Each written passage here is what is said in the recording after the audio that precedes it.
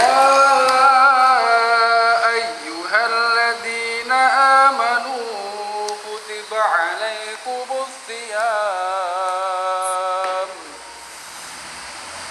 عليكم الصيام كما كتب على الذين من قبلكم لعلكم تتقون. Lantunan ayat-ayat suci Al-Baqarah barusan menyingkap keheningan di lapas kelas 2A Bentiring Bengkulu pada Jumat pagi. Sejumlah warga binaan dibimbing salah seorang guru mengaji tanpa khusyuk di salah satu ruang lapas Bengkulu. Selama bulan suci Ramadan ini, kegiatan pengajian memang lebih banyak dibandingkan hari biasanya. Taufik Hidayah, sang guru yang membimbing pengajian tersebut memang berlatar belakang seorang pengajar agama atau tepatnya tahfiz Quran. Sudah lebih 1 tahun terakhir, pihaknya harus mendekam di lapas Bentiring akibat pidana umum dengan divonis selama 7 tahun kurungan. Taufik di sela-sela pada saat membimbing rekan-rekannya menghafal ayat suci Al-Quran kepada RRI mengatakan, biasanya hal tersebut dilakukan 3 kali dalam 1 minggu. Khusus selama bulan suci Ramadan, tentunya dilakukan setiap hari. Para santri dari kasus pidum hingga narkoba. Taufik mengakui kondisi pandemi COVID-19 membuat mereka lebih banyak waktu untuk beribadah, apalagi mereka tidak memiliki ataupun menerima kunjungan tamu atau keluarga di lapas sendiri. Tidak bisa dipungkiri, selama 2 tahun terakhir atau sejak dilanda bencana non-alam pandemi COVID-19, aktivitas masyarakat tidak terkecuali warga binaan di lapas menjadi sangat terbatas. Hal tersebut seluruhnya demi pencegah penularan COVID-19. Di lingkungan lembaga pemasyarakatan sendiri, sejumlah kebijakan baru dibuat demi ikut memutus mata rantai COVID-19. Salah satunya adalah meninggalkan jam kunjungan ke lapas Bengkulu. Bahkan akibat jumlah narapidana yang telah melebihi kapasitas lapas, Kementerian Hukum dan HAM memberikan kelonggaran hukuman melalui program asimilasi.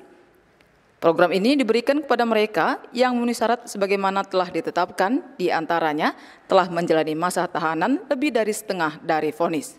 Untuk pribadi sendiri, saya mengajarkan banyak kegiatan. Yang pertama, tahfizul Quran, ya, karena dari dulu dipercaya untuk mengajari tahfiz Quran.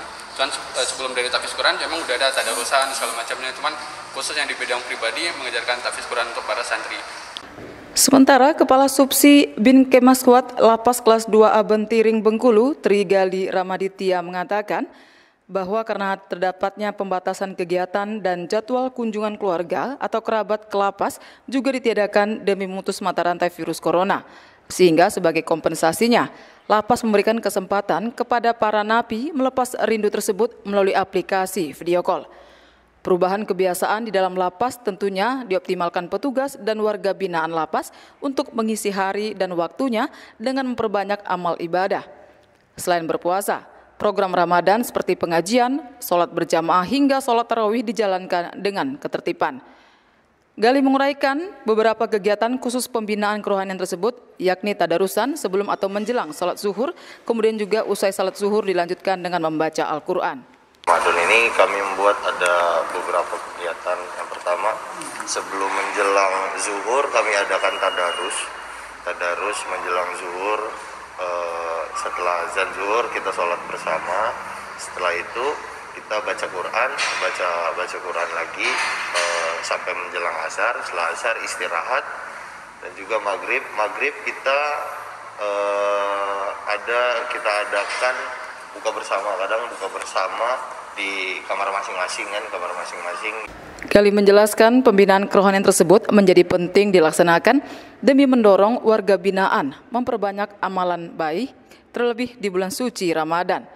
Kemudian juga untuk sebagai stigma di luar tentunya semakin membaik kepada warga binaan yang ada di lapas Bentiring.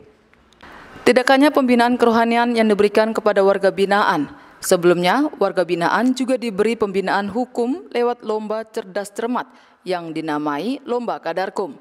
Selain untuk meningkatkan pengetahuan, kegiatan tersebut juga untuk meningkatkan kesadaran warga binaan. Dengan harapan saat kembali di tengah masyarakat, tentunya mereka telah siap dengan berbagai perubahan. Sebagaimana disampaikan Kepala Kantor Wilayah Kementerian Hukum dan HAM Provinsi Bengkulu, Imam Johari, selain dalam rangka memperingati Hari Bakti Pemasyarakatan, Lomba Kaderkum sendiri dilaksanakan sebagai bagian dari proses belajar bagi para napi. Misalnya, mereka juga dituntut untuk belajar dan membaca terkait aturan perundang-undangan seperti tentang narkotika dan asimilasi. Belajar, membaca, menggali ilmu supaya tidak ketinggalan informasi. Karena warga binaan itu kalau belajar masih dikasih hak. Bahkan dilaksanakan pembinaan di dalam itu. Disekolahkan. Ada pembinaan rohani, ada pembinaan keterampilan. Imam menandaskan selain dengan lomba, lembaga pemasyarakatan juga menyelenggarakan sejumlah program bagi warga binaan seperti pembinaan rohani dan keterampilan, bahkan juga terdapat yang sekolah. Sementara itu juga dikatakan Kepala Lapas Bengkulu Adi Nugroho mengatakan pembinaan warga binaan melalui lomba Kaderkum tersebut juga bertujuan untuk membuat para napi sadar hukum dan makin tertib dalam menjalankan aturan-aturan di lapas. Sophia Ranja melaporkan.